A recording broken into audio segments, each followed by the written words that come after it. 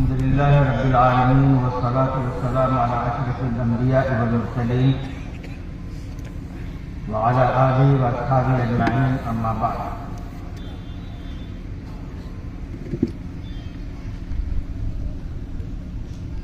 أعوذ بالله من الشيطان الرجيم. بسم الله الرحمن الرحيم. يا أيها الرسول بلغ ما أنزل إليك وإن لم تفعل فما بلغت رسالته والله يعصمك من الناس.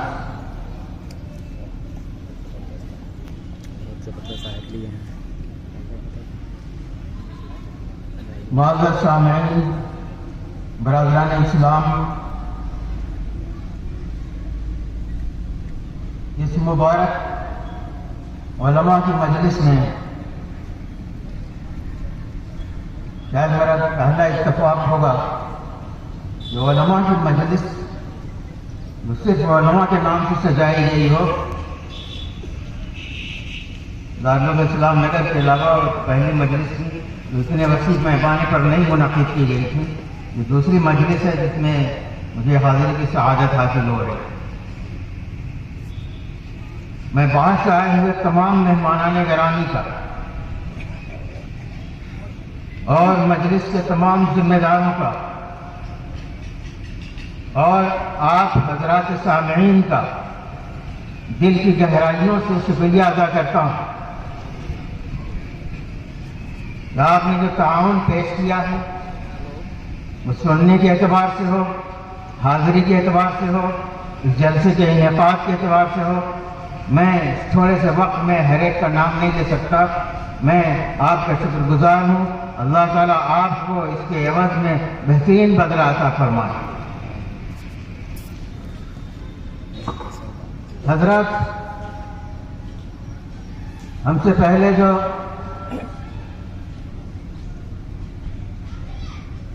مقرر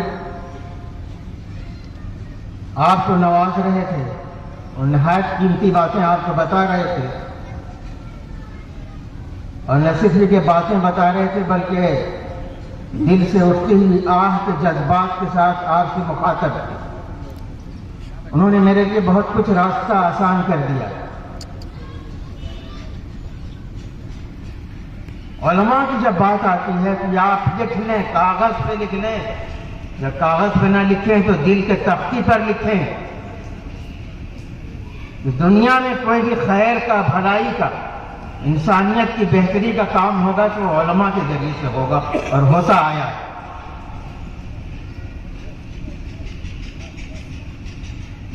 قبلہ دیکھنے کے لیے آپ جس کمپاس کا استعمال کرتے ہیں، علماء کی حیثیت اس کی سوئی کسی طرح سے ہے. پائلٹ کے سامنے جو جہاز ہوتا ہے اس میں سوئی اس کو سمت بتاتی ہے. ذرا سے وہ سوئی جو ہے اپنے مرکز سے الگ ہو جائے تو سینکڑوں میل جو ہے وہ پائلٹ بھٹک سکتا ہے. آپ کی علماء کرام کی یہ حیثیت ہے. اللہ کے رسول صلی اللہ علیہ وسلم جس مقصد کے لیے اس دنیا کے اندر بھیجے گئے وہ ساری ذمہ داریاں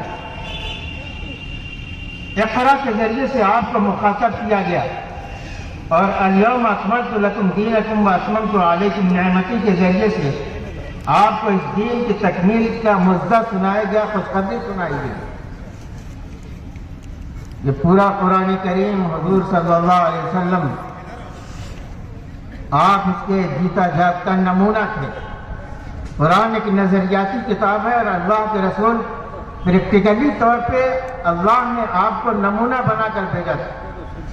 حضور نے جو کچھ کیا وہ صرف چند خصوصیتیں اور امتیازات جو آپ صلی اللہ علیہ وسلم کو حاصل تھیں، اس کے علاوہ اللہ کے رسول نے جو کام کیا اس کلمے کو بلند کرنے کے لیے، اس دین کو پائے تکمیل تک پہنچانے کے لیے، وہ ساری کی ساری ذمہ داریاں آپ تک منتقل ہو کر آئی ہیں. قرآن کریم کی 5 صورتوں میں سے صرف 5 آیتوں کا انتخاب کریں. آپ سورہ جمعہ سے آپ پہلی آیت لے لیجیے، وَالَّذِي بَعَثَ فِي الْأُمِّيِّينَ رَسُولًا. یہاں 4 ذمہ داریاں حضور صلی اللہ علیہ وسلم کی بتائی گئی ہیں. سورہ احزاب میں ایک آیت لکھیے آپ، یا ایھا النبی انا ارسلناک شاہدا ومبشرا ونذیرا، اس میں 5 آپ کی ذمہ داریاں گنائی گئی ہیں۔ سورہ اعراف کی آیت لکھیے آپ، الذین یتبعون الرسول النبی الامی الذی یجدونہ فی التوراۃ والانجیل الی آخر الآیہ، اس میں 5 ذمہ داریاں آپ کی بتائی گئی۔ سورہ جمعہ کی ایک اور آیت، سورہ صف کی ایک آیت لکھیے، والذی ارسل رسولہ بالہدی ودین الحق، اور وہ آیت کریمہ جو میں نے آپ کے سامنے پڑھی، بلغ ما انزل الیک، اللہ کے رسول کو خطاب کر کے کیا جا رہا ہے۔ طبعاً یہ ساری ذمہ داریاں جو حضور صلی اللہ علیہ وسلم پر ڈالی گئی تھی، وہ سب حضور کے امتی اور عالم اور وارث ہونے کی حیثیت، وارث ہونے کی حیثیت ساری ذمہ داریاں آپ تک منتقل ہو کر آئیں گی۔ اس کے بعد کسی مسلمان کو الگ سے، کسی مسلمان جماعت کو الگ سے خطاب کرنے کی ضرورت نہیں تھی، لیکن اللہ تعالیٰ نے خطاب فرمایا، آپ کو مخاطب کیا اللہ تعالیٰ نے، اور آپ سے پہلے، سب سے پہلے صحابہ کرام کو مخاطب کیا، کنتم خیر امت اخرجت للناس، اور دوسری آیت میں فرمایا وَكَذَلِكَ جَعَلْنَاكُمْ أُمَّةً وَسَطًا، اور فرمایا وَلْتَكُن مِّنكُمْ أُمَّةٌ يَدْعُونَ إِلَى الْخَيْرِ، اس کے مخاطب تو ڈائریکٹ آپ ہیں۔ وَكَذَلِكَ جَعَلْنَاكُمْ أُمَّةً وَسَطًا جو بتایا گیا، اس میں کذالک کی ضرورت کیا تھی؟ یہاں پر علماء کرام غور فرمائیں، کذالک کہنے کی ضرورت کیا تھی؟ وہ دنیا کی ملعون ترین قوم اس وقت جس پر اللہ کی غضب نازل ہوئی ہے، جس کو ہم یہودی اور اسرائیلیوں کے نام سے جانتے ہیں، بنی اسرائیل کے نام سے جانتے ہیں، اللہ تعالیٰ نے ان کو دنیا میں سب سے زیادہ معزز بنایا تھا۔ یا بنی اسرائیل اذکروا نعمتی التی انعمت علیکم وانی فضلتکم علی العالمین، اے علماء کرام، کیا آپ کو معلوم ہے یہ فضیلت جو اللہ تعالیٰ نے کبھی بنی اسرائیل کو عطا فرمائی تھی، اللہ تعالیٰ نے ان سے چھین کر، ان کی بدعمالیوں کے نتیجے میں اللہ نے ان سے یہ نعمت چھینی، اور یہ نعمت چھین کے اس نے آپ کو عطا فرمائی۔ سبحان الذی اسری بعبدہ لیلا من المسجد الحرام الی المسجد الاقصی، یہ جو ڈاکٹر عمر احمدین صاحب نے ابھی آپ کے سامنے یہ حدیث پڑھی، العلماء ورثۃ الانبیاء وَإِنَّ الْأَنْبِيَاءَ لَمْ يُوَرِّثُوا دِينَارًا وَلَا دِرْهَمًا وَإِنَّمَا وَرَثُوا الْعِلْمَ، اگر حضور صلی اللہ علیہ وسلم سے یہ مطالبہ کیا جاتا کہ جتنی ذمہ داریاں آپ پر ڈالی گئی اور اس امت پر ڈالی گئی ان کو مخاطب کر کے اسی اصولی اعتبار سے اس کی تقسیم فرما دیا جائے، یقیناً حضور صلی اللہ علیہ وسلم اس آیت کریمہ کی تلاوت فرماتے، وَلَوْلَا نَفَرَ مِنْ كُلِّ فِرْقَةٍ طَائِفَةٌ لِيَتَفَقَّهُوا فِي الدِّينِ، دنیا میں ہر شخص کمال درجے کا علم حاصل کرنا فرض نہیں ہے، ہر ایک کے لیے فرض نہیں، اگرچہ بنیادی طور پر بنیادی معلومات جاننا ہر ایک پر فرض ہے، اور اس آیت کی بھی اصولی تقسیم اور خلاصہ سمری بیان کرنا ہوتا تو یہی بات فرماتے العلماء ورثۃ الانبیاء۔ اللہ کے رسول نے جہاں یہ نہیں فرمایا العالم وارث النبی یا وارث الانبیاء، یہ بھی فرما سکتے تھے آپ،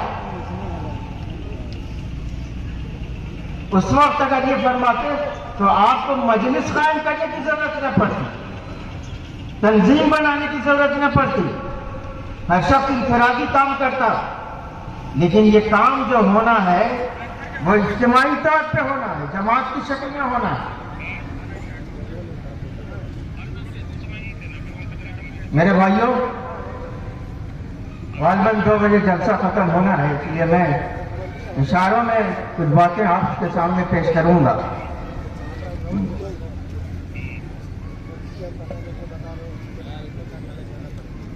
ہم بہت سی اچھائیاں بھی ہیں، بہت سی خرابیاں بھی ہیں۔ امت مسلمہ کا معاملہ پوری دنیا کے اندر، اور ہمارا معاملہ اپنے ملک کے اندر سب کچھ پرفیکٹ نہیں ہے، سب کچھ ٹھیک ٹھاک نہیں ہے۔ اگر اچھائیاں ہیں تو بہت سی خامیاں بھی ہیں۔ ہم جب اپنے سماج اور سوسائٹی کا جائزہ لیتے ہیں تو ہمیں یہ نظر آتا ہے کہ گرتے گرتے گرتے گرتے گرتے ہم اس سطح پر آ گئے ہیں کہ اب ہمیں 0 پوائنٹ سے مسلمان بھائیوں کو مخاطب کرنا پڑتا ہے۔ بالکل ابتدائی مرحلے سے ہم کو مخاطب کرنا پڑتا ہے۔ کوہ صفا کے اندر حضور صلی اللہ علیہ وسلم نے جو خطاب فرمایا تھا، یا ایھا الناس،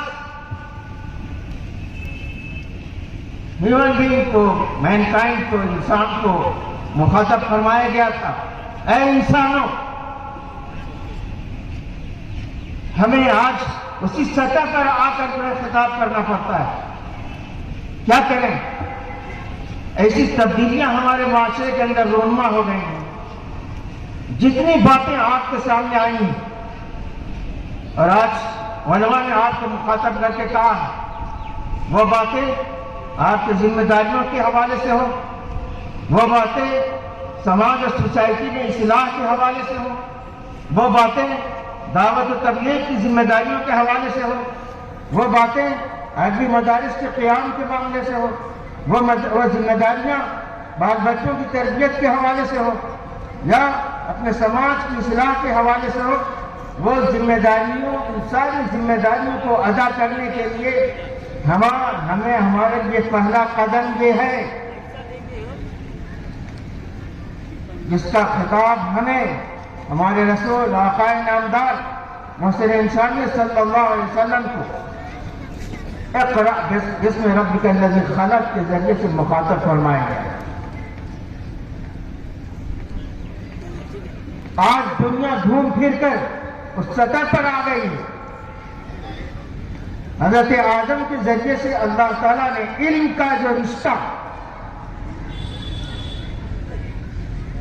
ایک طرف اپنے ہاتھ میں پکڑ رکھا تھا، اور اس رشتے کو، رسی کے سرے کو، علم کے رسی کے سرے کو حضرت آدم علیہ السلام کو پکڑایا گیا تھا۔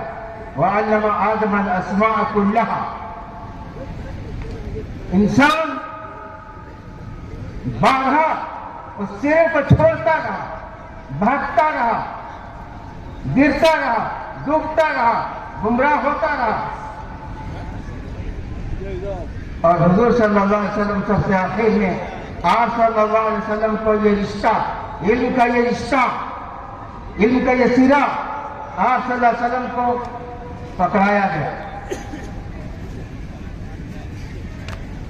ایسا لگ رہا ہے کہ پوری دنیا ایک بار پھر علم کے اس رشتے کو، ہم اپنے ماحول میں علم کی جب بات کرتے ہیں تو علم مراد ہوتا ہے جو علم انسان کو اللہ کی ذات سے قریب کرتا ہے، اللہ کی ذات سے قریب کرتا ہے۔ آج کل فلسطین کے خبریں تو آپ معلوم کر رہے ہوں گے، اسرائیل نام کا ایک چھوٹا سا ملک ہے، آپ کو معلوم ہے پوری دنیا میں اسرائیلیوں کی، پوری دنیا میں یہودیوں کی آبادی کیا ہے؟ کل آبادی یہودیوں کی دنیا میں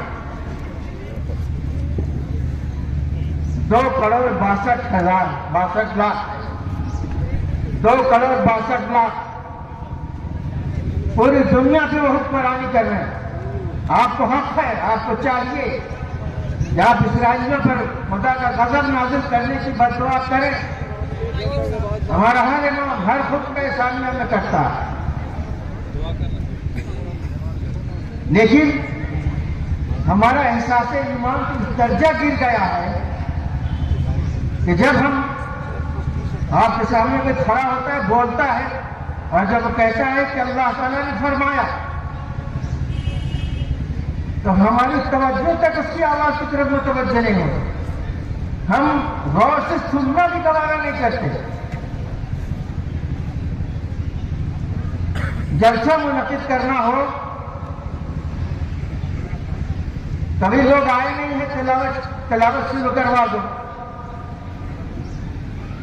یعنی تلاوت صرف اس لیے ہے تاکہ لوگوں کو جمع کیا جائے اور اس کا کوئی مقصد نہیں۔ تو ہم اللہ نے فرمایا کہہ کے جب کچھ بات کرتے ہیں تو ہماری توجہ اتنی بھی نہیں ہوتی جتنا ہم کہیں یہ بات جو ہے شیکسپیئر نے کہی ہے، یہ بات ڈارون نے کہی ہے، یہ بات افلاطون نے کہی ہے، یہ بات سقراط نے کہی ہے۔ جب ہم بڑے بڑے فلاسفہ کا نام لیتے ہیں تو ہمارے کان فوراً متوجہ ہو جاتا ہے۔ وہ اسرائیل آج پوری دنیا پر قابض ہے، امریکہ پر قابض ہے، یورپ پر قابض ہے۔ وہ اسرائیل کیوں اس درجہ اس بلندی پر پہنچا ہے؟ آپ کو معلوم ہے نوبل پرائز جو تقسیم ہوتا ہے، ہمارے دانشور حضرات بھی سنے، ہمارے یہاں ہندوستان میں ہر معاملہ مولوی اور مسٹر کے درمیان تقسیم کر دیا جاتا ہے۔ ہماری نئی نسل کا جو حال ہے، اس کی ذمہ داری صرف مولویوں پر عائد نہیں ہوتی، اس کی ذمہ داری مسٹروں پر بھی عائد ہوتی ہے۔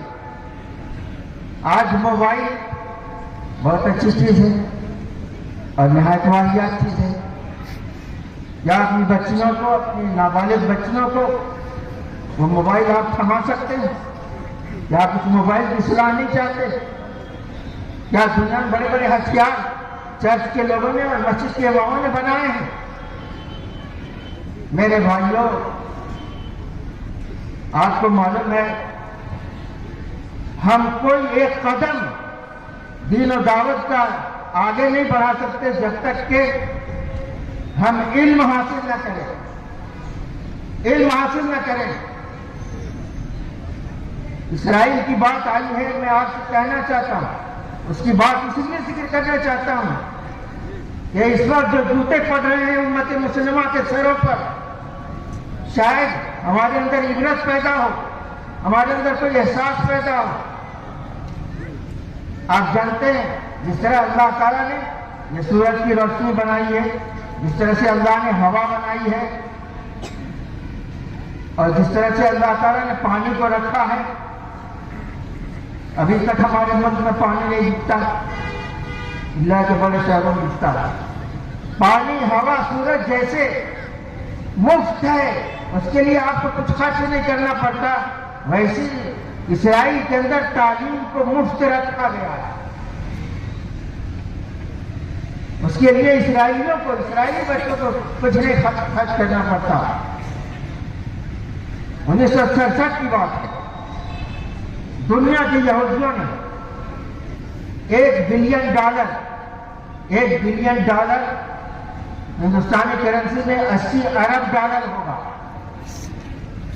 $80 ارب چندہ کیا، اور اسرائیل کے سب سے بڑے ربی، اپنی زبان میں ہم کہیں گے مفتی اعظم، کی خدمت میں پیش کیا کہ اس سے خدا کا گھر تعمیر کیجیے۔ آپ کو معلوم ہے اس نے کیا جواب دیا؟ اس نے کہا کہ ہم کون ہوتے ہیں خدا کا گھر تعمیر کرنے والے؟ وہ تو بہت عالیشان ذات ہے، اس کی عبادت تو اٹھتے بیٹھتے جاگتے سوتے ہر وقت ہو سکتی ہے۔ جاؤ اس $1 بلین امریکی ڈالر سے کہ کوئی ایجوکیشنل ٹرسٹ قائم کرو، کوئی تعلیمی ٹرسٹ قائم کرو، تاکہ کوئی یہودی بچہ بغیر تعلیم کے نہ رہنے پائے۔ اور چند سالوں کے بعد 1974 میں یا 70 میں وہ ایجوکیشنل ٹرسٹ قائم کیا گیا۔ یہ دنیا کا سب سے بڑا ٹرسٹ ہے، ایجوکیشنل ٹرسٹ ہے۔ آپ کو معلوم ہے ہماری اسلامی باتوں کو اپنا کر انہوں نے پہلے دن سے وہ یہ جانتے ہیں ایک مضبوط قوم بننے کے لیے ایک مضبوط خاندان بننا ضروری ہے۔ جب کوئی عورت امید سے ہوتی ہے اور اسے احساس ہو جاتا ہے کہ ہمارے گھر میں نیا مہمان آنے والا ہے، اسی دن سے حکومت اس کے لیے اسکالر وظیفہ مقرر کر دیتی ہے۔ اسی دن سے اس کو کسی اسکول کے اندر کسی ادارے کے اندر جانا پڑتا ہے، وہاں اس عورت کو میتھ کے سوالات حل کروائے جاتے ہیں تاکہ اس کا جو بچہ پیدا ہو وہ نہایت انٹیلیجنٹ ہو، نہایت ذہین ہو، اور اس کے بعد اس کو وٹامن سے بھرپور غذائیں کھلائی جاتی ہیں، اس کو روزانہ 2 گھنٹے میوزک سنائے جاتے ہیں تاکہ وہ پرسکون زندگی گزار سکے۔ اس کے سامنے حمل کی حالت میں جب ہوتی ہے تو اس کے سامنے کوئی بلند آواز سے بات نہیں کرتا۔ ایک طرف گورنمنٹ، ایک طرف کے خاندان کے لوگ اسی وقت سے اس کی تربیت شروع کر دیتے ہیں۔ جو ابھی بچہ پیدا ہوا ہے، وہ بچہ پیدا ہوتا ہے 3 سال کا ہوتا ہے، اس کو نشانہ بازی، اس کو گھوڑ سواری، اس کو تیراکی سکھایا جاتا ہے، اور وہ بچہ جب 6ٹھے کلاس میں ہوتا ہے تو یہودیوں کا جو اسکول ہے ان کا جو بینک ہوتا ہے وہ بینک ان کو $3000 دیتا ہے۔ اس 3000 کو تم 10,000 کما کر دکھاؤ، اور اگر اس میں وہ ناکام رہتا ہے، وہ ناکام ہوتا ہے تو اس کو ایکسٹرا کلاسیں لینے پڑتی ہے میتھ کی، اور جب 8ویں میں پہنچتا ہے تو اس کو $5000 دیا جاتا ہے کہ کما کر اس کو 15,000 کم از کم دکھاؤ، اور جب 15,000 کما کر دکھاتا ہے تو اس کو ہائی اسکول کے بعد اس کو سائنس کے موضوع پر اس کو جو ہے موقع دیا جاتا ہے کہ وہ ایڈمیشن لے سکتا ہے۔ اسرائیلی بچے یہ چپس وغیرہ، یہ چاکلیٹ وغیرہ، یہ جو نہایت خرافات نظام میں جن کا شمار ہوتا ہے وہ نہیں کھاتے۔ ان کے بچوں کو اسکول بھی اس کا پابند بناتا ہے، اور ان کے گھر والے بھی اس کا پابند بناتے ہیں کہ وہ کھجور اور بادام کے علاوہ اپنی جیب کے اندر کچھ نہیں لے جا سکتا۔ جوزف نام کا ایک لڑکا پیدا ہوتا ہے، اور وہ جب تعلیم مکمل کر لیتا ہے، آپ کو بتائیں ہم کہ دنیا کی تیسری وزیر اعظم خاتون اور پہلی وزیر اعظم خاتون اسرائیل میں آئی۔ اس نے ایسے اپنے ملک کا ایسا ایجوکیشنل پروگرام بنایا تو اس نے کہا کہ PhD سے کم شخص کو تعلیم یافتہ نہیں شمار کیا جائے گا، جو PhD کرے گا وہ تعلیم یافتہ شمار کیا جائے گا۔ میرے بھائی، وہ جوزف نام کا اسٹوڈنٹ جب تعلیم مکمل کر چکا تو اس کو اس کے باپ نے کیلیفورنیا کے اندر بھیجا۔ کیلیفورنیا یہ سب سے زیادہ یہودی امریکہ کے اندر، کیلیفورنیا کے اندر یہودی بچے جب فارغ ہو جاتے ہیں تو پہلی بات ہے تو نوکری کے جذبے سے نہیں پڑھتے۔ پوری قوم ایک یہودی بچے کی تربیت کرتی ہے اور اس کو لاکھوں میں ایک بنانے کی کوشش کرتی ہے۔ یہ نظام تعلیم و تربیت اسلام نے ہم کو دیا تھا۔ ہمیں تو حمل کی حالت ہی میں نہیں، بلکہ اسلام نے ہمیں یہ بتایا تھا کہ رشتہ ڈھونڈنے نکلو تو تم ان چیزوں کی پابندی کرو۔ لڑکی سے شادی کی جاتی ہے یا تو مال کی وجہ سے، یا خاندان کی وجہ سے، یا حسن و جمال کی وجہ سے، اللہ کے رسول صلی اللہ علیہ وسلم نے فرمایا بس پر بذات الدین تربت یدا، تم دیندار لڑکی تلاش کرو۔ جو آج سب سے زیادہ گھٹیا تصور ہماری زندگی میں بن گیا ہے، داڑھی والوں کو داماد کی حیثیت سے نہیں پسند کیا جاتا، برقعے والی لڑکیوں کو نہیں پسند کیا جاتا۔ وہ قوم، جس قوم کا حال یہ ہے، 25 کروڑ کی آبادی ہے ہم مسلمانوں کے ہندوستان کے اندر، اربوں کی کتنی آبادی، عالم اسلام کی کتنی آبادی، دنیا میں مسلمان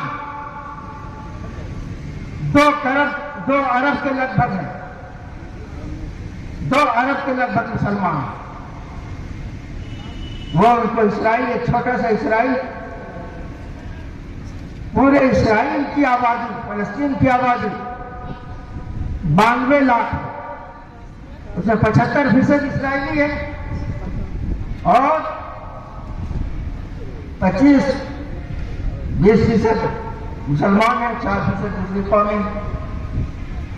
وہ اسرائیل آج اس کے سامنے عرب گھگیاتے ہیں، خدا سے زیادہ اسرائیل کو خوش کرنے کی کوشش رہتی ہے ہم کو۔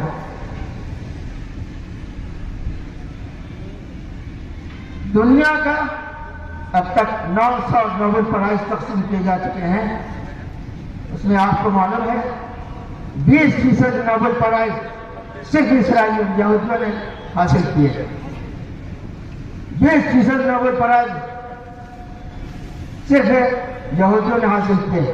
میرے بھائی، میری ان باتوں کا مقصد یہ ہے کہ ہر کام سے پہلے آپ کو علم حاصل کرنا پڑے گا۔ اگر ہم نے اپنی نسل کو، نئی نسل کو علم دین سے روشناس نہیں کرایا اور دنیا میں بڑی بڑی ڈگریاں آپ نے دلا دی، وہ جہنم کا ایندھن بنے گا۔ اور آج کی یہ معصوم نسل خدا کے دربار میں، اگر وہ خدا کے دربار میں آپ کے خلاف، ہمارے خلاف عدالت میں ہمارے خلاف مقدمہ دائر کر دے گا تو ہمارا کیا جواب ہے؟ اے اللہ، میں تو اپنی مرضی سے اسکول نہیں گیا تھا، میں تو اپنی مرضی سے تحریت کے راستے کو اختیار نہیں کیا تھا، میرے باپ نے مجھے مجبور کیا تھا۔ میرے بھائیوں، آپ اسکول میں پڑھا رہے ہیں، پڑھائیے، لیکن مارننگ اسکول قائم کیجیے، ایوننگ اسکول قائم کیجیے، جگہ مکاتب قائم کیجیے۔ اگر یہ نہیں کریں گے آپ، دین کی فکر نہیں کریں گے آپ، تو آئندہ نسل ہندوستان کے اندر مسلمان رہے گی یا نہیں رہے گی اللہ ہی جانتا ہے۔ اس لیے سب سے ضروری کام یہ ہے، اولیات کا مسئلہ ہے تو ساری ذمہ داریوں سے پہلے یہ ہے کہ امت کا بڑا حصہ، بڑا طبقہ بچوں کی شکل میں آوارہ گھوم رہا ہے، نہ وہ اسکول جاتا ہے، نہ مکتب میں جاتا ہے، نہ وہ دینی مدرسے میں جاتا ہے۔ دینی مدرسے میں پڑھنا تو اللہ کی بڑی توفیق کی بات ہے، اللہ ہر ایک کو ایسی توفیق نہیں دیتا۔ خوش قسمت ہیں وہ لوگ جو دینی مدرسے میں جنہوں نے تعلیم پا کر اللہ کے دین کو سنا ہے۔ میرے بھائیوں، میں انہیں گزارشات کے ساتھ میں اپنی گفتگو ختم کرتا ہوں اور میں بے حد خوش ہوں کہ اللہ تعالیٰ نے ہم کو، آپ کو خاص طور سے موقع دیا کہ مجلس علماء جھارکھنڈ کا یہ جلسہ منعقد کرے۔ اللہ تعالیٰ آپ کو ان اغراض و مقاصد میں آگے بڑھنے کی توفیق نصیب فرمائے۔ وآخر دعوانا الحمدللہ رب العالمین۔